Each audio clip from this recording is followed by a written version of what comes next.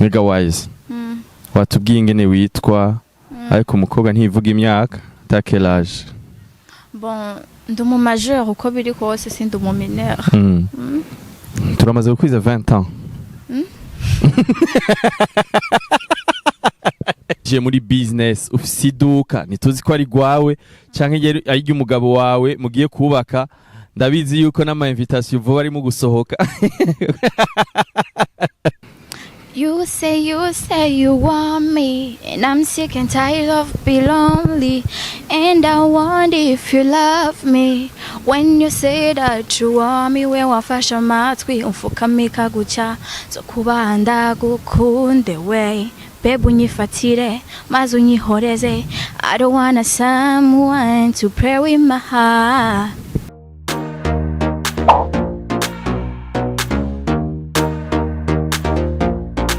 WISE TV. We want the words, the solution of all dreams. Hello, bakunzi ba WISE TV, gute. Ndabaramukije, c'est toujours DJ Israel, Isra Cool, muri WISE TV, televiziyo yanyu, televiziyo yacu, ibaha amakuru atandukanye y'abartiste batandukanye mu madomene yose. Hano mu Burundi, uno munsi twagendeye mu Kibenga, uno mu Stomi cyangwa uno mu Sto, uno mukobwa mwite WISE La Besto, ariko kandi hari abantu batamuzi, muraza kumenya vyinshi kuri uno mukobwa. N'umuririmvyikazi afise indirimbo zigera kuri 2 zakunzwe cyane, turaza kuyaga vyinshi hano, ariko mu nkundire mbanze ndabasabe mugire subscribe canke s'abonner, share, commentaire, muzoba mukoze cyane kuri no television WISE TV. Isra Cool, ihanga ry'Imana hamwe na WISE La Besto. Turakora mu kije WISE. Ndabaramukije cyane. Meze neza. Ni bon? Twagutunguye, tubabarire cyane, wakoze no kuduha ikaze. Muhiri wanyu mu Kibenga n'amahoro. N'amahoro. Ariko ibintu by'ama surprise. Urazi gituma twaguriye surprise? Kubera ko warapoteye. Umaze umwaka utari kurakora, juste tukunda kukubona muri galerie de boulevard. Sinzi yuko wahevye umuziki winjiye muri business ufise iduka nituzi ko ari gwawe canke ari ry'umugabo wawe mugiye kubaka ndabizi yuko n'ama invitation vuba ari mu gusohoka. Reka tubanze tukuramutse tugusabe abakunzi ba WISE TV ubaramutse wasabe kandi banadukurikirane mu kudushigikira mu gushigikira ihanga ry'Imana Israel kino televiziyo yacu bagire subscribe. Twagiye.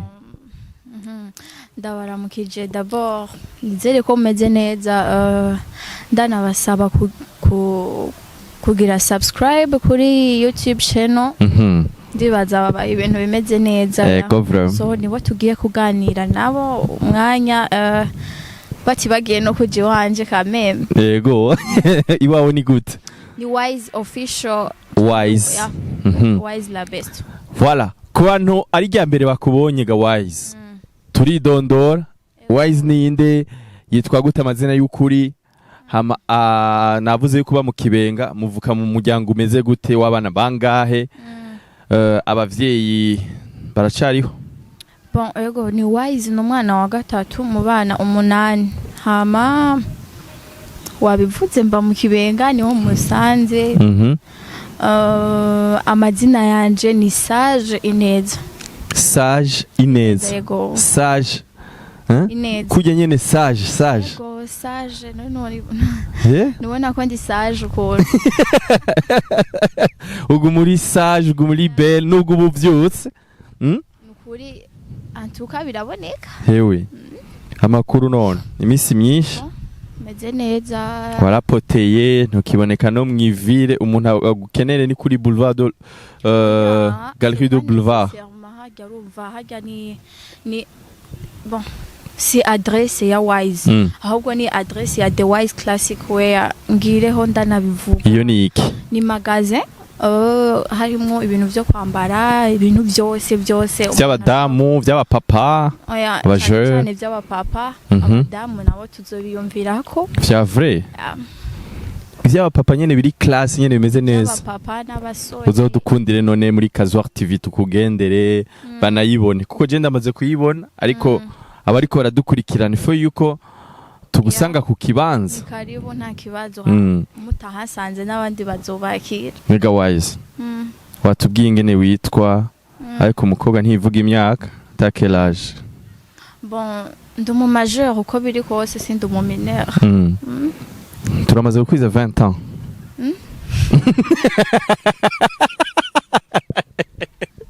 Yeah man, urazi so ndagikwaje kibazo. Kweri rya duka irarenze. None umukobwa ngana gucyonye afise ujya wayikuye. Hatoya. Ni ntango yiwanje ahubwo mu umutahe twawukuye. Umutahe twawukuye mu bwege bwe.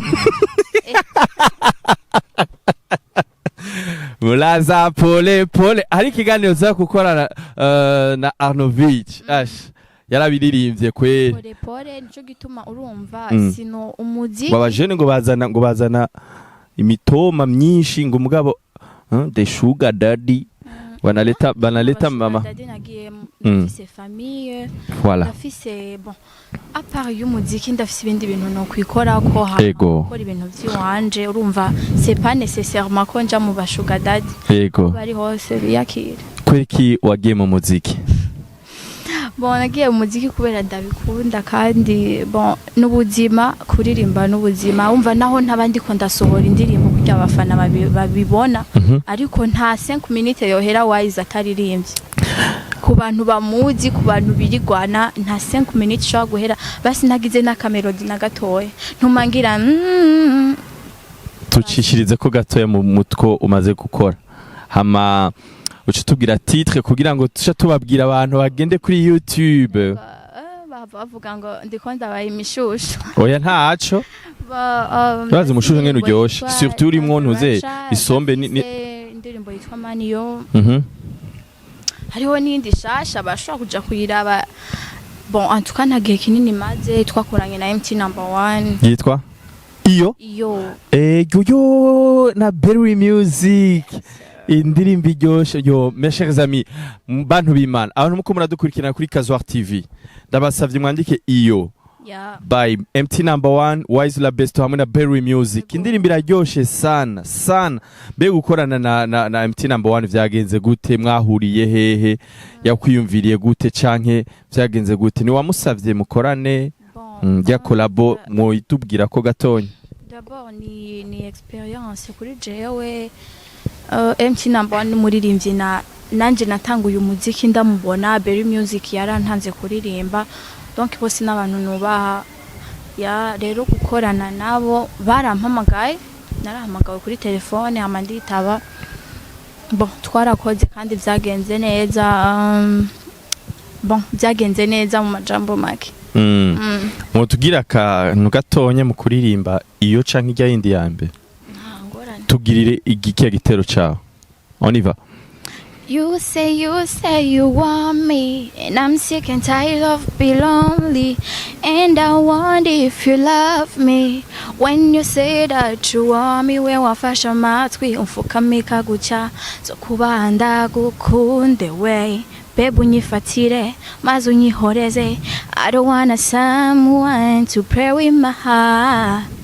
Yo you get it right ya Berry Music mama we yo nabiti nivyo nye mwiza we Wise none urugendo rw'umuziki urubona gute nka mwebwe abaririmvyikazi muri domaine ya musique ubona muhabwa agaciro iterambere ryanyu muraribona hama intambamyi mwoba mugira muri music niza abigeme intambamyi tugira ngo barabadraga cane urumva ivyo c'est normal umukobwa nibisanzwe kudraga ahubwo wewe uvyifatamwo gute nibaza ko n'abahungu barabadraga byo sindavyibaza rero urumva zirya ntambami abakobwa bahura nazo nizo n'abahungu bahura nazo. uramaze gukunda umuhungu gushika uvuga ati jewe ngira nje kumudraga? Bon jewe oya ntibirashikira ariko bimbaye ko ndumva ko byo bari ibintu bisanzwe. Ariko kuva utanga uyu muziki abakudraga babaye benshi? Sukundraga ko mitera ahubwo nuko abakurondera profita. baba bashaka guprofita sinibaza ko biba biri mu no guprofita ku noti. Oya ntibirashikira kuko ndibaza mugabo urumva hari abandi bamaze gushikira tuba twumva baguprofita gute? baraguprofita birazwi hariho urumva ababa bagukunda n'ababa bashaka kuguprofita rero ni c'est à toi de. Umutipe wawe yaravyakiriye ko uja kuririmba?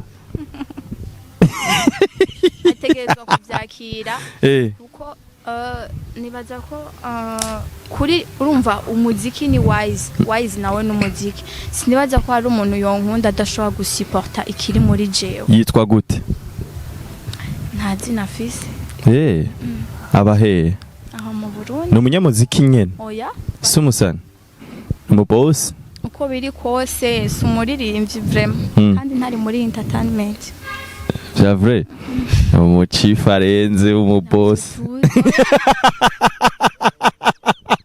Onyene shopping raba nkizo muzu nyene wambara uvyutse. Twari gusurprendre ko zirenze. Bon. Oya ntizirenze nico kimwe n'izindi. Nega wise tuzosura gusura indirimbo ryari? Umwaka uraheze vraiment wiricaye wagiye hehe bimeze gute? Ndabahonje. Turitsa tohe reka ko tubanira reka ngire wo mvuga ko basi uku kwezi kwa gatandatu kudahera nabahaye ikintu. Okay nitugutevya ndabona baguma baze kugutora ugira ugende no ku kazi. Murashaka kutubwira turagira TikTok ibibazo nka 10 canke 15 hama turangiza ikiganiro sivyo? Niva? Okay. Tugere gute? Ndakubaza turanyarutsa mu kwishura. Voilà. WISE La Besto akundiki? WISE La Besto arakunda liberté. Ndakunda kubaho numva ko ndi libre. Yeah. WISE La Besto afise aba-ex bangahe? WISE La Besto ntaba ex afise kuko nta rukundo wari ruhari sinovuga ariko abara ex. Oya nabo mwashuhanye? Urumva jewe nta rugendo rw'urukundo mvuga ngo ndafise ibishinga naye ngo reka ndababwire byagenze uko nta rukundo jewe nabayemwo gutuma mvuga ngo uriya n'umu ex wanje. No. Afise 18 ans canke 19 ans? Yo yose ni imyaka sinzi.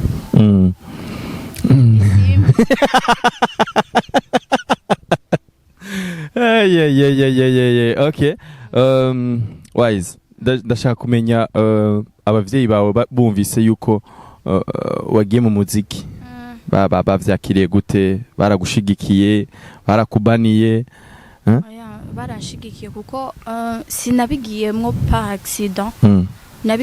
Nabateguye imyaka 3 ndabereka ko ndabikunda muganta bijamwe. Ndabereka ko ndabikunda muganta bijamwe. Rero nagiye kubijamwo bazi yuko deja ahubwo nabone bari babikaniye bavuga ati uzosohora ryari ndirimbo. Rero baranshigikiye kandi bari hose ndabishimiye. Ntiwigeze ugira ntiwigeze uja muri Rockstone Kingdom kwa Sage WISE? Ntabwo wigeze kuja muri management ya Rockstone Kingdom?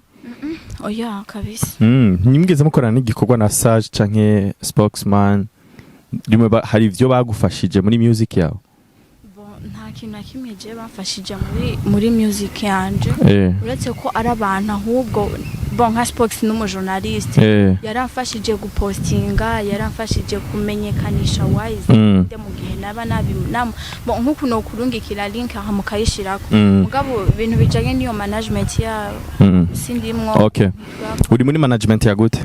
nta management ndimo. mufise ubucuti nyabaki n'ujya mu tipe yo kugira mariage wo muri Canada. Twarakubonye mu Rwanda mu sinakunda DJyo na turi kumwe na ba Kigingi yagiye kuba umu MC, ndavuga Seido Nyanka na Dada. Nibaza ko wambonye nk'umuntu ari mu rubanza nk'abandi. Bon, j'étais invité, naragiye guparticipa mu rubanza rwiwe. Aussi ni umuntu yafashije ikintu kinini, sinogenda ntamushimiye ahari hose. Seido Nyanka, big up Seido Nyanka na madame wiwe Keke, n'abantu bafashije cyane. Mani yo na temperature kuba ziri hajya, c'est que bagize ikintu kinini cyane bafasha. So aho aba bari hose bubawe. Meilleur journaliste wa uno mwaka 2022 Santa la Talita mufaniki no mukuru wanje ego w'amaraso bundimwe n'umwana wa kangahe? Umwana wa kabiri muhira. Murakurikirana? Ni jendo wa gatatu nawe no wa kabiri. None ujya kora munyakayanza weho na wewe? Sumunyakayanza sha. Ivyo nivyo uvuga ngo umuntu no wahari twebwe aho tugeze hose. Muvukahe? We muvukahe? Muvuka mukayanza. Tuvuka mukayanza mugabo urumva twebwe urumva twaremewe kuzunguruka isi. Ntavyo uvuga ngo turabanyakayanza dushitse Bujumbura turabi Bujumbura. Dushitse Canada turaba Canada, urumva ahantu hose turahasi. Mwashitse Bujumbura ryari? Sindavyihuka ariko ni kera. Wize he? International Perfect Academy mu Kinindo. Mu Kinindo? Humanité? Yego. Okay. Sage niki ko ubwira abariko baradukurikirana? Cyo babwira cyambere ndabakunda cyane le fait que badukurikiranye kuva ku ntango gushika ngaha, hama babandanye badushikira. Indirimbo ikurikira yitwa gute, izosoka ryari? Uzoduha ikiganiro? Ego, nta kibazo tsobe. Merci. Merci d'avance. Yitwa gute, izosoka ryari? Turacayiraba. Yakorewe he? Yakozwe n'umu producer yitwa SMS on the track. We yafasha amajwi, arakora na beat, hama mastering ni gigabit ya. Izosoka na video? Ego. Video yakozwe?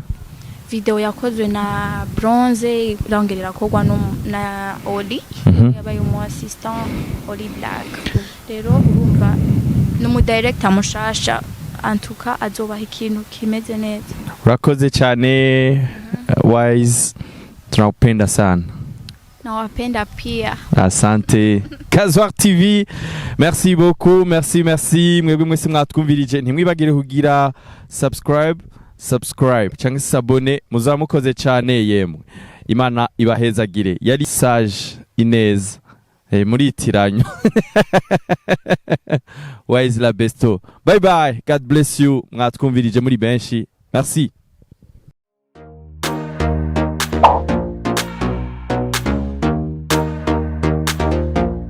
Kazwa TV. We want the world's the solution of all dreams.